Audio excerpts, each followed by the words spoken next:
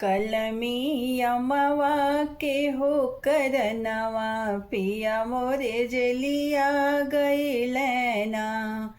कलमी अमवा के हो करनवा पिया मोरे जलिया गईलैना। दैदा ससुरु 5 रुपैया पियावा के लेबो छोड़ाईना। दैदा ससुरु 5 रुपैया पियावा के लेबो छोड़ाईना। ऊंची बहू ही बाटी कचहरिया कैसे करबू सलामीना। कैसे बहू तू करबू बतिया कैसे लेबू छोड़ाईना। कूदी के जइबो हम कचहरिया निहुरी के करबो सलामीना। हंसी हंसी करबो ही साहब से पतिया पियावा के लेबो छोड़ाईना। कलमी अमवा के हो करनवा पिया मोरे जलिया गईलैना। कलमी अमवा के हो करनवा पिया मोरे जलिया गईलैना।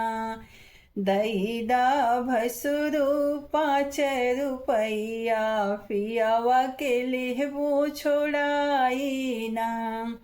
कैसे जइबू तू बहु कचहरिया ऊंची बाटी डरवरियाना। कैसे करबू तू ही सलामी कैसे साहब से बतियाना। कूदी के जइबो हम डरवरिया निहुरी के करबो सलामीना। हंसी हंसी साहब से करबो बतिया पियावा के लेबो छोड़ाईना। कलमी अमवा के हो करनवा पिया मोरे जलिया गईलैना। कलमी अमवा के हो करनवा पिया मोरे जलिया गईलैना। दैदा देवरू 2 रुपैया पियावा के लेबो छोड़ाईना। दैदा देवरू 2 रुपैया पियावा के लेबो छोड़ाईना। कैसे जइबू भाभी कचहरिया कैसे करबू सलामीना।